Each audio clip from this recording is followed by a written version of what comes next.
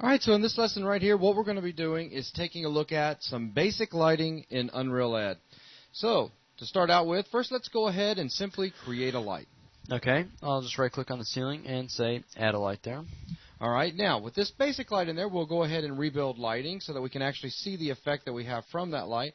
And as you can see, this light is actually acting as an omni-type light, or kind of like a light bulb. It's emitting light out in all different directions. Now, there's some properties that we are going to be very interested in this particular lesson. It's going to be ones that you're going to be dealing with quite often. So by right-clicking on the light and opening up the Light Properties dialog, you'll see we've got a light color and a lighting rollout. And from up underneath both of these, there are various parameters that will give us various types of effects. And one of the most commonly used one would be light brightness, where we can come in here and we can type in different values. And you can see right now Logan's just made the light brighter. And if he comes in here and he turns it down, it'll make it dimmer again. Okay. Now, as he's making these adjustments to the parameters, we're just getting a representation of what's going on in our scene. Each time, if we want to actually see the way the light's truly going to affect it, we need to go up there and rebuild the light. Okay, so that's the way it would actually look right there.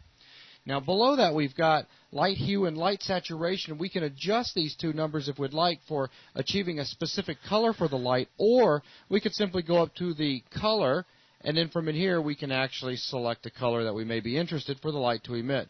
So he's picked kind of a yellowish-brown color, and you can see now that the light is giving off a yellowish-brown colored light. All right, simple enough. We also have, let me show you, we had one more button up there available, which was... If we get back up there, there we go, which was pick, which just allows us to actually pick from any color that exists inside our viewports. And it's just handy. Right now we really don't have anything to pick from, so there's no reason to really use it. Okay, from there, just a couple more things we want to point out, and that is if we come down to the light radius area, we can actually adjust the radius of this light, basically adjusting its fall off. So there he's increasing it. And if you go in there and decrease it to something really tight, so now you'll notice it's more concentrated up in the corner and falls off relatively quick. And if we wanted to actually see the radius for this, we could see it, couldn't we, Logan? Right. Inside a viewport, you can activate radii view for actors. You do this by right-clicking on the toolbar, going to Actors, and saying Radii View. You zoom out just a little, you can see the big circle where it's showing the radius of the light's fall-off. And it is actually hitting the floor. It may not look it with the video size being scaled down that you guys are seeing, but there is some illumination going on the floor right now. All right, Logan, go ahead and turn that back off for me if you don't mind. Okay, turn that off by simply selecting Full Actor View. Okay, excellent. So let's go ahead now and talk about some other light effects. Basically, let's show them a cylinder-type light or a cylindrical light and also a spotlight. Okay. So let me create a second light up here real quick. Add a new light with its properties window still open. We'll change its effect to cylinder. And then rebuild. We might have to adjust the light radius a little. Yeah. And you're probably going to need to bring them down as well. Get a little bit smoother fall off going on there. Now it looks like we have an emitter of light that's emitting out, I guess you could say from a shaft or a cylindrical type shaft, by the way that the walls and the floor and ceiling are being illuminated. Right. Okay, so now go ahead and make another light, except this time I guess you need to talk about two different ways that you could go about doing it. But what I want to show you guys is a spotlight. All right, now a spotlight would obviously have to be directional. And you could grab an existing light and just set its effect to spotlight. The problem is you wouldn't have an arrow to visually see which way that light's pointing. You could only gauge based off of the light it's casting. If you wanted an actual light actor with an arrow drawn showing which way it's facing, you can come up to the Actor Class Browser under Lighting and grab Spotlight. With the spotlight selected, you can simply right-click, add that spotlight, and then if you select the spotlight, you see you have an arrow so you can see exactly which way that light is pointing. Okay, now if you want to go ahead and control, right-click, drag to rotate it around, just to show them some of the cool feedback that we actually get. If I turn on the real-time preview real quick, you can see as I rotate that around, it's actually doing a really good job of showing a preview. Absolutely. Of course, again, you need to rebuild lighting to see the way that the walls will actually be illuminated by that light. In this particular case, we don't have a lot of lights going on in the scene. It's not very complicated, not very complicated shadows or anything, so it's a relatively accurate representation when it's previewing light like this before we rebuild it. Right. Okay, and another way that we could take a light and turn it into a spotlight would be? Just to go through its properties, under its light effect, you could simply grab Spotlight, as Spotlight is listed right there.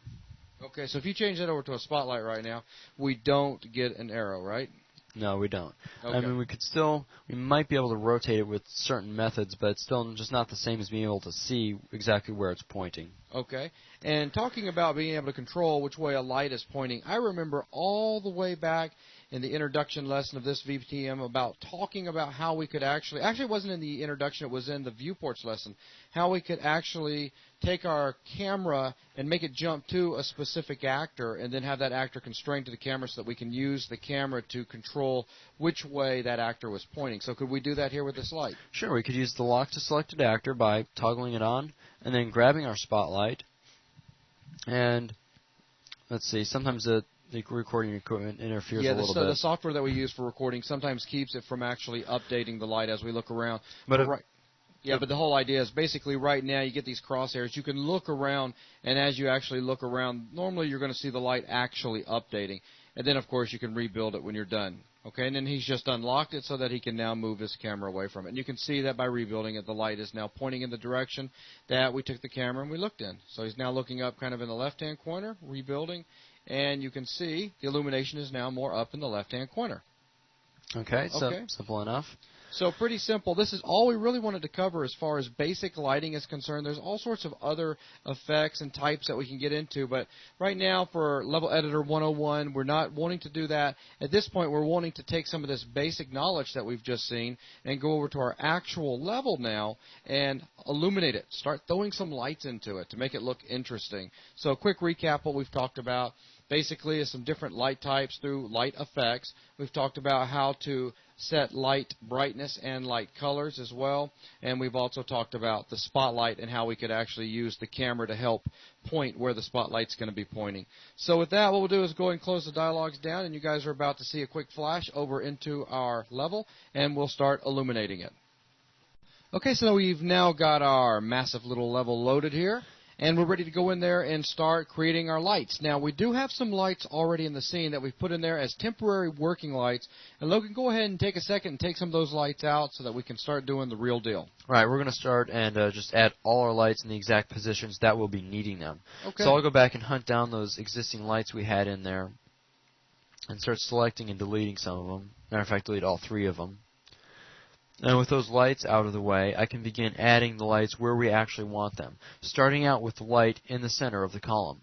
I'll right-click and add a light, and let me see, I can move that light down some, and we're also going to change its effect. So let me grab it, move it down, right about there. Okay. So now we'll right-click, grab its light properties, and under lighting, set its light effect to cylinder.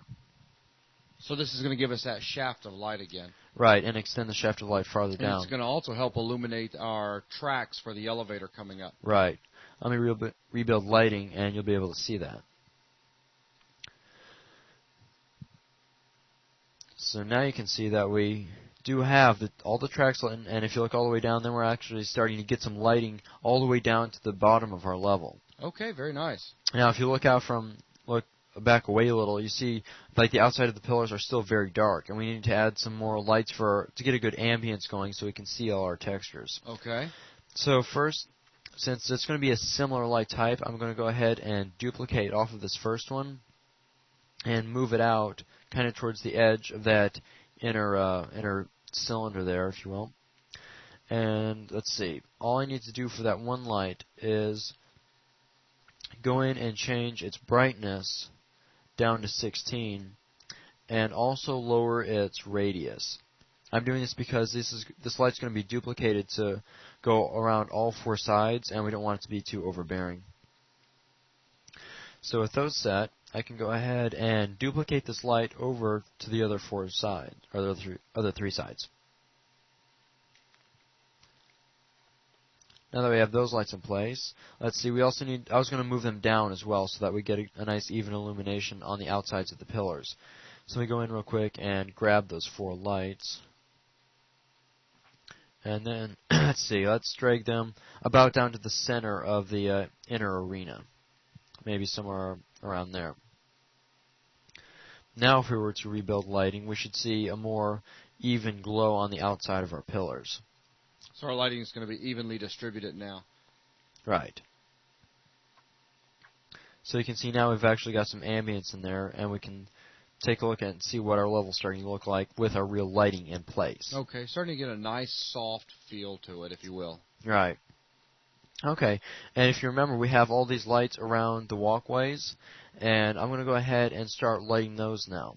Let me just come on down to where we have one of those. I'll switch over to textured for a minute while it's in order to clearly see. Yeah, it makes things a lot easier to see when you don't have all those dark areas in there. Right. So I'm going to right-click and create a new light there. And let me go around and find where I added that. So right about here, grab that light, make sure I center it up on the light fixture, and then maybe move it down a little as well to make sure we get a good even illumination all around it. So with that, let's see. I also need to set some more parameters because you'll notice that this light fixture has a yellowish glow to it, and we want to try to mimic that to keep a good feel to the level, and also add some different contrasting colors. So I'll go down to light color, and of course I could play around with maybe the picker and select a color that's close, but I've already gone and found a few numbers that work well. So I'm going to go ahead and set in some brightness, hue, and saturation, and I'll grab the radius and set that down to 32, so it won't affect such a wide area. And with that in place, I can go ahead, back over into dynamic lighting, and there you kind of start to get an idea. I'll let the preview just catch it for now, because I need to duplicate around all 8 to really get a good idea of what this looks like. Sounds pretty good. So, since we're going to be doing a lot of that duplicate and rotate, I'm going to go ahead and start a new group for this set of lights. So I'll open the group browser. I'll create a new group, and let's call this Walk Lights. I'll hit OK. Let me move the groups out of the way a little bit. And now, I'll go ahead and start duplicating. Control W, and then center it back up pretty well. Also notice that lights aren't constrained to the normal drag grid, which makes sense because your lighting needs to be exact, and it doesn't have to snap to anything. So, with that centered up again, after being duplicated, I'm going to zoom in on the center a little bit. Notice I have my grid set pretty high, so that all I have to do is click in the general location of the center, and when I say place the pivot snapped, it will actually go there.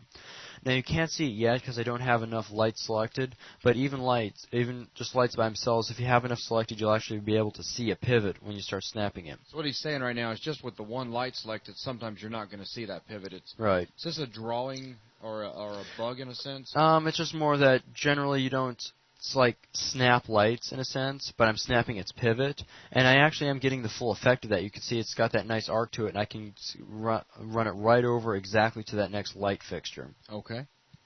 So now I can go back to my groups, make sure I select Walk Lights, and then hit Select All in Group, and that way I've got both lights. Now I can duplicate those lights and move them over and center them up. Then go back, make sure their pivot is centered to the place the pivot snapped. And there you can kind of see I've got that little bit of orange there. You might just be able to see it, but it's actually showing a pivot for these lights now. So I can continue rotating these lights around to fill the remaining light fixtures. Walk light still selected. Select all in group. Let's see, select the view, duplicate again. Line those lights back up, like such. Snap the pivot to the center. Come on. Pivot. Place snapped here. And then I should be able to grab those and rotate. Let me find which light fixtures need remaining lights. And rotate until I have all the light fixtures with a light in them. Okay, so now we should be able to easily duplicate that whole ring of lights and start moving them up. Right. Now let me check, make sure I have...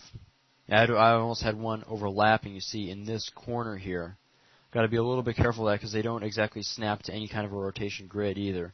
So just make sure you don't have overlapping lights. It'd actually be pretty easy to see because you'd have one light that would be twice as intense. So now with every check to make sure I have every light filled. Now I can go ahead and rebuild and get an idea of what this is looking like now. So I'll do rebuild lighting. And as you can see, it's starting to take longer as we go through and add more and more lights. Starting to have created a sort of serious little level here there, Logan. Definitely. Just wait till we get another contrasting color in there. Alright, so there we've got a nice little soft yellow glow coming from these lights. We've got a group that allows us to select all of them in this 8-light ring. So we'll go ahead and select all of them and duplicate them so that we can move them up to the second and third levels. So I'll go ahead and duplicate, center them back up. Let me zoom in just a little, make sure I get these pretty exact. Okay. Now I can go from a front view and move all these lights up until they're roughly the same distance beneath, so say around there, and then duplicate them. So I've got that set, so duplicate them one last time, center them back up, and move those finally to the top layer, or the top set of light fixtures. Right around in there. So with that, you want to rebuild, or you want to... Let's go ahead now and start working on the blue lights. Okay. So let me go find where I had one light fixture. These are going to be the lights in our outer rings now. And let me go back to a textured view so I can kind of see what's going on in those areas where I don't have light. So now I've got that light fixture. And I need to start illuminating around it so we get a nice... Oh, we're going to go ahead and put a nice bluish glow inside here. So just to get a light in the general area, I'll right-click and add a light. Let me zoom in a little and grab that light and then center it up on the light fixture and then pull it down so we can actually see it in the scene. I'll move it kind of close so it's like that light fixture is emitting light. And we'll go in there and set a few of its properties. Under light color, we'll set the brightness to 200. We'll set the light hue to 149. And we'll set the light saturation to 91. And under lighting, we'll set its light radius to 40. So with that, if I turn dynamic lighting back on, you'll see we're starting to get sort of a bluish light. I'd say at this point you want to rebuild and get an idea, or keep building onto this light. You want to go ahead and do the special light? Right. Okay, notice how even if I was to rebuild, it still wouldn't light the fixture that well. That's because it's being so close to it that not much of the light has a chance to expand and get to it. What we would need is a second light below it, but then that would flood the rest of our level with light. So we can use a little trick called special lit. With that one light still selected, I'll go ahead and duplicate it, center it back up, and then move it straight down. And now you notice, I mean, of course, ignore the rest of the walls where they're getting definitely over bright, but check out the static mesh. See how it's getting the lighting on the static mesh is much better now. Now, if we wanted to catch the light from this light and have it cast only on this one static mesh, we can use something called special lit. If I was to grab the light, grab its properties, and look under lighting, I find special lit set to false. If I set that to true, and then grab the static mesh, and also set its special lit to true, and then I go and rebuild lighting, you'll see that this light will no longer be casting light on all the surrounding walls, but it will be casting light on the static mesh and brightening it for us. So I'll just wait for that to rebuild. And yes, while we're at it, we could probably take a peek outside and see where the rest of our yellowish lights are being rebuilt, because now we've got 24 and not 8 of them. Okay, and there. Now it's nice and kind of darker and moody, but you still see a nice bright light coming off of the static mesh, so it looks just somewhat more realistic. And so with that, we should be ready to go ahead and grab this whole little light system we've got. Notice how we didn't put this light fixture anywhere else around the outer rings. So I'm ready to go ahead and start selecting these lights and the fixture and adding a new group for it. So I'll say new group, we'll call this outer ring lights. And create that, select it. And now we're ready to start and start duplicating these again. I might have to set my grid down because now I'm actually dealing with a static mesh, which is going to respect the drag grid. I'm going to set it all the way down to 4 just to make sure that after I duplicate, I can center it back up perfectly. So with that, I'm going to go ahead and duplicate, center it back up, and then move the pivot to the center here. Let's see. I might have set the grid a little bit higher, and I might end up moving that light out of the way if that works out better. Pivot, place pivot snapped, and then I should be able to start rotating this, going back to my outer ring lights, selecting all in the group, and then I should be able to duplicate. And I'll be careful about the grid here because I do want to be able to snap these back after I duplicate. So I'll have to zoom in, but just to make sure that they snap dead on.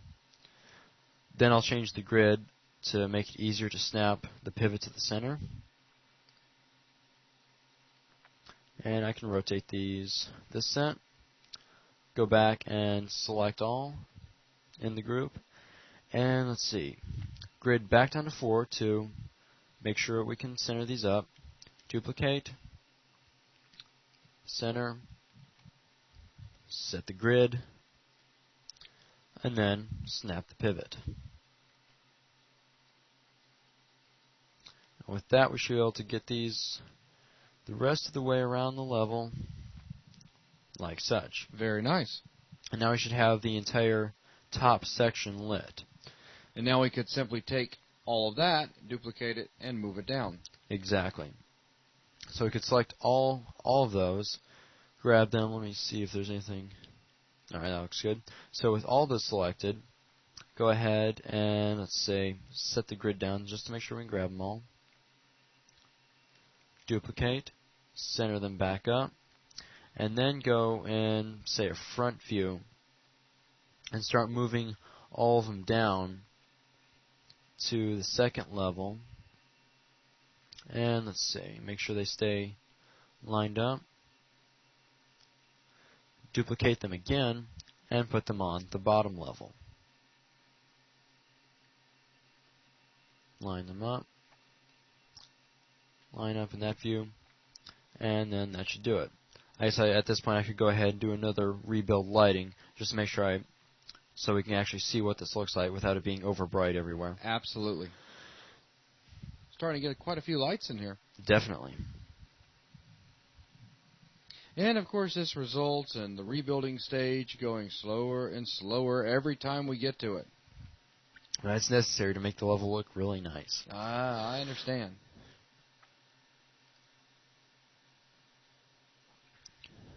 So now, yeah, we definitely have significantly more lights in the level. We've lit all 8 edges around and then duplicated that to 2 more levels. I guess once this gets done, what we'll do is we'll actually move out into the arena area and kind of look around back at the glass. Hey, that's looking pretty nice. So yeah, now it's respecting that special lit so that we're not double illuminating everything. Right. And if we move out through that door there, then we can see there we have a nice contrast in color. We have the yellowish hues and then the bluish hues, and then our whiter lighting in towards the center. Very nice, very nice. Okay, so that's going to pretty much wrap it up for everything we want to show you as far as basic lighting is concerned for Unreal Ed version 1. No, hold version on. 3.0. 3.0, but what I'm getting at is Level Editor 101. Yeah, VTM. Okay, I'm sorry about that. So anyways, that's going to pretty much wrap up lighting our level. And Logan, if you just look around real quick, that's pretty much what we set out to create from the beginning. As a matter of fact, go ahead and move back down to the very bottom and look back upwards. Right, yeah. So now if I look up, you can see. There you go. That's what we started out wanting to create, and we actually created it right here on this VTM. Hope you guys got a lot out of this lesson. All right, thanks a lot.